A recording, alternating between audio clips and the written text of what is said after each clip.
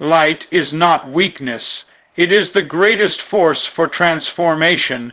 Too often, the world mistakes gentleness for fragility, kindness for surrender, and love for passivity. But history has shown us that it is not the clenched fist that changes hearts. It is the open hand, the illuminated soul, the persistent flame that refuses to die in the wind. Light is not loud, but it is unstoppable. It does not shout, yet it reveals everything. In the face of cruelty, it remains constant. In the midst of confusion, it offers clarity, and in times of fear, it becomes the guide that leads us home. There is something quietly revolutionary about light. It does not wait for permission to enter. It slips through the cracks, no matter how tightly sealed the walls may be. It refuses to be locked out of a broken world. The smallest candle can hold its own in the deepest night. That is the power of light, not to overpower, but to endure, not to destroy, but to transform. When we embody that same light, we become part of a movement greater than ourselves. We become carriers of change, not by force, but by example. In every era, people have tried to fight darkness with more darkness, but violence has never cured violence. Bitterness has never healed wounds. It is light that makes healing possible. When we choose to love in the face of hatred, we are not showing weakness. We are showing strength of the highest order. Love that persists through pain, hope that rises after loss, compassion that keeps reaching out even when it is not returned. This is not softness. This is steel forged in fire. It is the boldest stand we can take. Light is truth. It exposes injustice even when that truth is uncomfortable. It reveals what others would rather keep hidden. It does not pretend. It does not deceive. It holds up a mirror to our world and demands that we see it clearly, not just its wounds, but its possibilities. And once we see, we cannot unsee. We are called to act. We are called to become part of the illumination, to speak, to serve, to shine. When we allow the light within us to rise, we give others permission to do the same. We become lighthouses in the storm, not rescuing everyone, but guiding them to safety, showing that survival and hope are possible. Even if our reach is small, our impact can be great. A kind word, a brave stand, an act of forgiveness. These may seem simple, but they can change the direction of a life. The world doesn't need more noise. It needs more light. It needs people brave enough to stay soft in hard places, to shine when it's easier to shut down, to walk into dark rooms carrying nothing but the conviction that love is still stronger. It is not weakness to choose grace. It is not weakness to lift someone else when you yourself are tired. That is light, and it is the quiet force that changes everything. Hate multiplies in silence. Love must speak boldly. Silence is never neutral. It either protects the status quo or challenges it by refusing to comply. When hatred is allowed to speak freely and love holds its tongue, injustice finds room to grow. Prejudice takes deeper root. Fear walks taller. And cruelty becomes normalized, but love, true courageous love, was never meant to be passive. It is a voice that must rise in the presence of wrong, a force that refuses to stay seated when dignity is being denied. Every time we look the other way in the face of cruelty, hate gains momentum. It feeds off our hesitation, our fear of discomfort, our desire to stay safe in the crowd. But love does not sit quietly in the back row. It stands, it speaks, it intervenes, it risks being misunderstood. It chooses the side of the wounded over the comfort of the powerful, not because it wants a fight, but because silence in moments of injustice is a form of agreement. And love cannot agree with hate. It cannot remain silent when dignity is being stripped away. Love speaks in many ways. It can shout, it can whisper, it can sing, it can cry, but it must never be mute. In a world that often rewards cruelty with applause, love must raise its voice even louder, not to condemn, but to remind, not to divide, but to call us back to the truth of who we are. Every time someone speaks up for the voiceless, every time a hand is extended instead of a fist, every time a bridge is built instead of a wall, love speaks. It becomes action. It becomes life. The boldness of love is not arrogance. It is responsibility. It is the refusal to let hate be the loudest sound in the room. It is the conviction that the human spirit was not created for division, but for unity. It is the strength to name what is wrong while still believing in the possibility of redemption. Love speaks not to destroy, but to transform.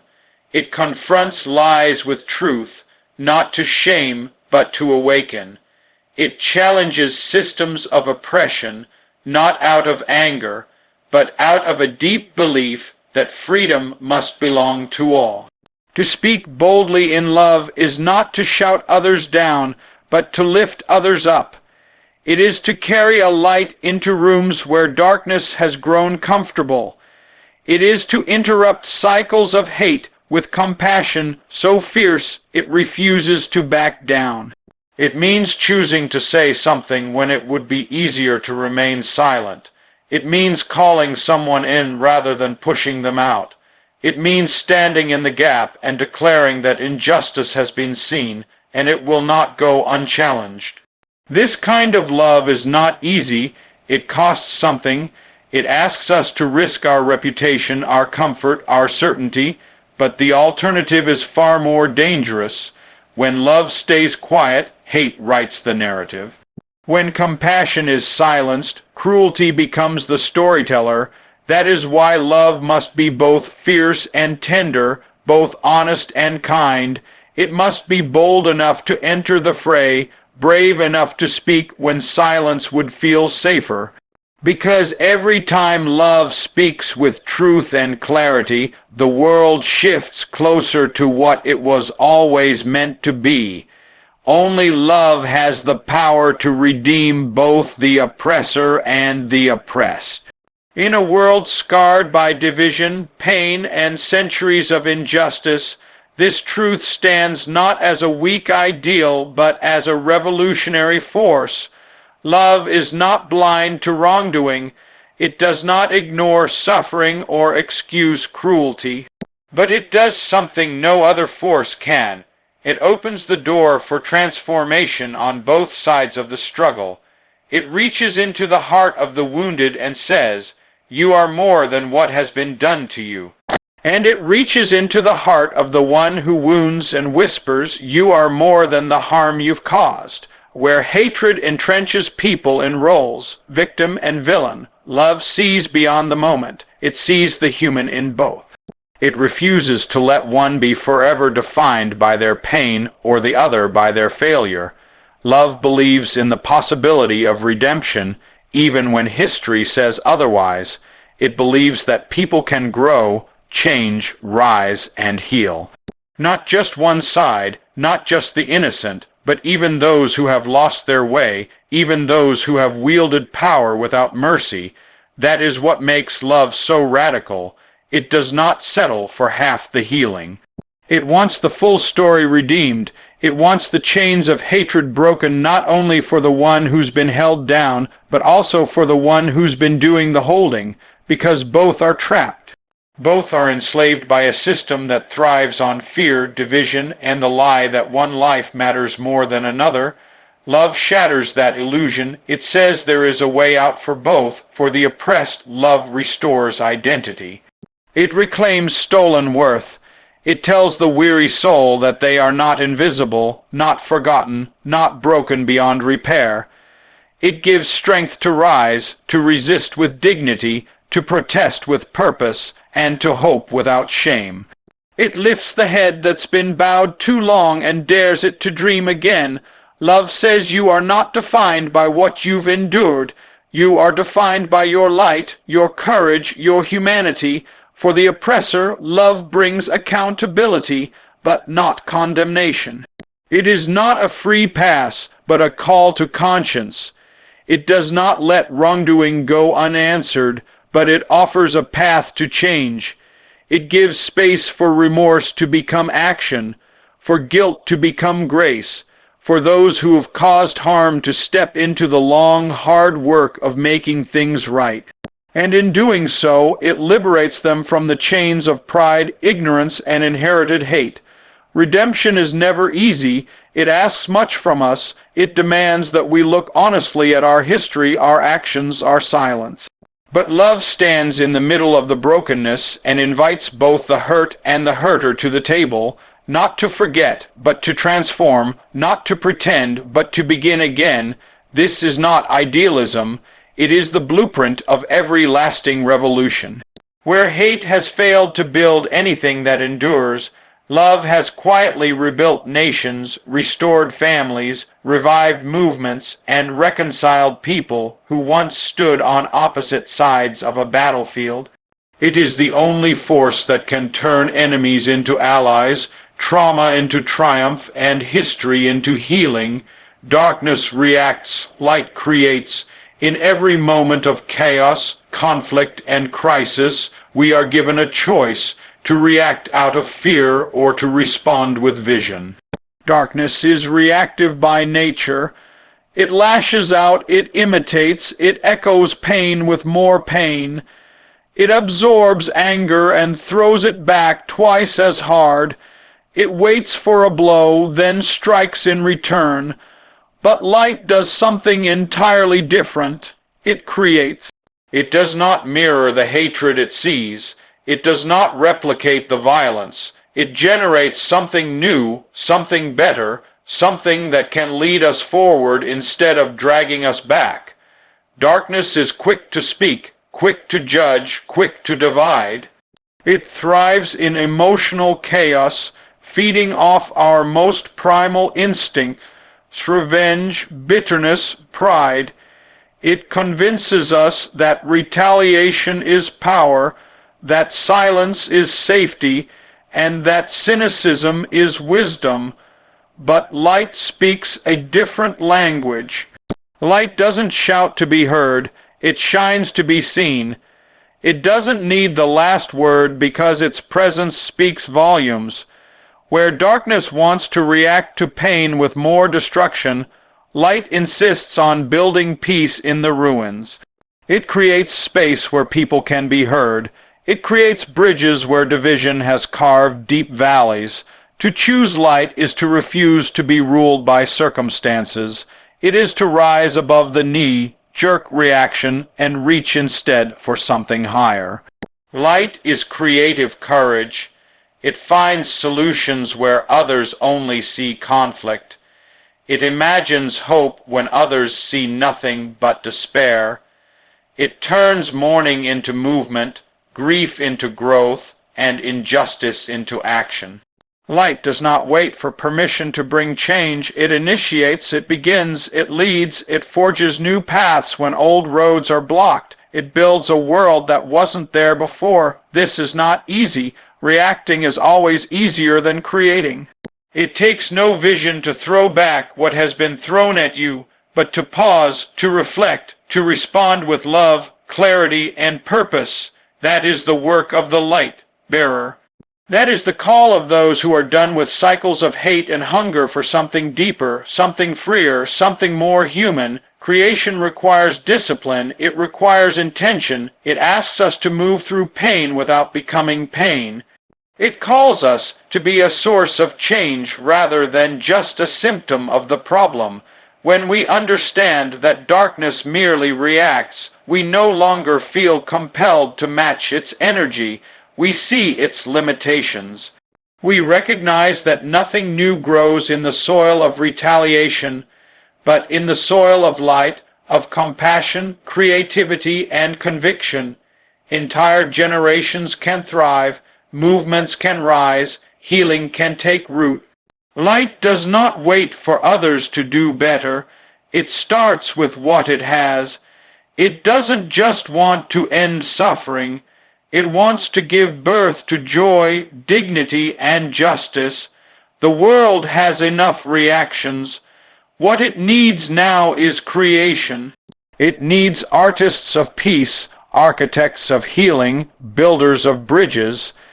It needs people who bring the energy of light into every room they enter, who understand that even in the face of shadows, their light is not diminished. Because true power is not in how loudly we react, but in how bravely we create. The courage to love in the face of hate is the true measure of strength. In a world where power is often measured by dominance, by who yells the loudest or hits the hardest, it takes a deeper kind of strength to love. Not a passive, fragile kind of love, but a fierce, resilient love. A love that refuses to become like the hate it encounters. It is easy to mirror anger with anger, cruelty with cruelty, bitterness with bitterness. That takes no discipline, no vision, no courage, but to respond with love when you have every reason to hate. That is the highest act of bravery. Love in the face of hate is not about being soft or naive. It is not about ignoring injustice or pretending pain doesn't exist. It is about standing in the truth of all that is broken and still choosing to rise above it. It is refusing to let the hate around you dictate the kind of person you will become. It is saying, I will not let this darkness live inside me. I will not let someone else's hatred turn me into something I am not. That is power, that is control, that is strength. When we love in the face of hate, we reclaim our humanity.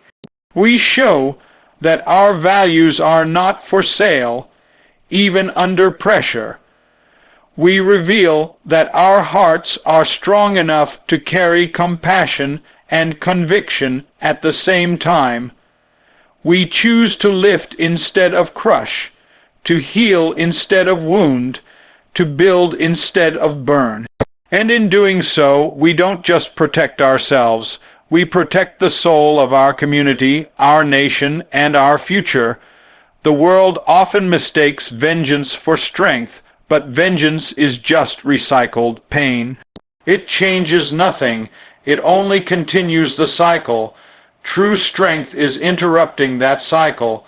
It's breaking the chain with something more powerful than retaliation, restoration. Hate thrives on reaction. Love requires intention. It asks us to be deliberate, to stay grounded, to lead with purpose even when we are hurt, even when we are tired, even when we are angry. That kind of love is a discipline. It is a choice made over and over again.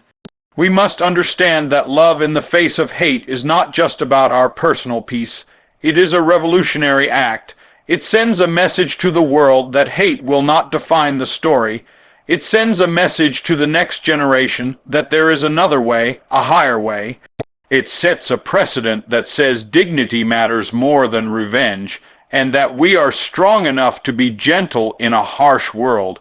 That kind of love changes hearts. It transforms conversations. It shifts atmospheres.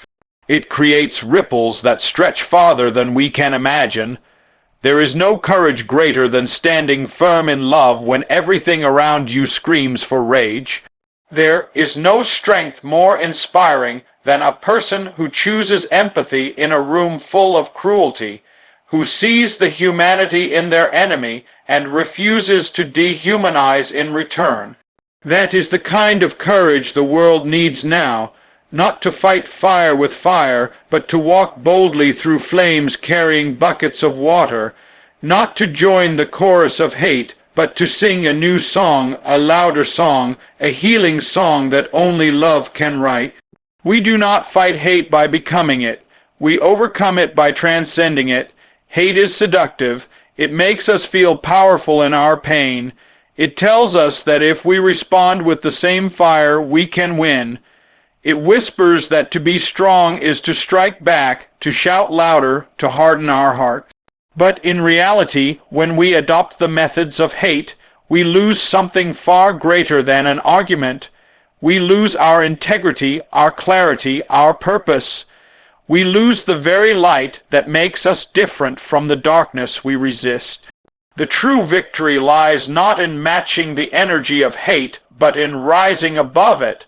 Transcending hate doesn't mean ignoring it or pretending it doesn't exist. It means confronting it without letting it consume us. It means seeing the pain behind the rage and the fear behind the prejudice, and choosing to answer not with destruction, but with transformation. Hate wants us to be reactive, to fall into the same rhythm of blame and bitterness. But to transcend is to disrupt that rhythm. It is to lead with values, to respond with vision, and to move with purpose, even when every emotion inside us says otherwise. To transcend hate is to carry ourselves with courage when insulted, with grace when misunderstood, and with peace when provoked. It is not weakness, it is wisdom. It takes strength to protect your heart from becoming a reflection of what hurt it. It takes discipline to choose mercy over vengeance, clarity over chaos, love over retaliation. The greatest revolutions have never been born from rage alone. They have been led by people who dared to act from a higher place, who refused to let hate hijack their humanity. Transcendence is the quiet power that refuses to become a mirror of the enemy. It is the discipline to walk away without backing down, to speak truth without spitting venom, to fight for justice without losing your joy. It's not about being passive, it's about being powerful in a new way. It's about shifting the battleground entirely. When you no longer play by hate's rules, you take away its grip, you redefine the game. You bring light to a space where darkness expected you to bring more shadows. This way of living is not always easy. It will not always be understood. People will tell you that you're being too kind, too hopeful, too soft. But what they call softness is the firmest kind of resistance. What they call idealism is the only real foundation for change. When you refuse to become what you are fighting against, you preserve something sacred, not just for yourself, but for those watching you, learning from you, following behind you. We overcome hate not by pretending it isn't there, but by showing that it cannot win. We overcome it by living in a way that makes it irrelevant, powerless, unwelcome in the spaces we influence. Our actions become testimony. Our presence becomes protest. Our love becomes the weapon that disarms hate, not by force, but by example. We choose to be bigger than the bitterness, brighter than the darkness, stronger than the storm. Because the most powerful thing you can ever do in a hateful world is refuse to let hate rewrite your story.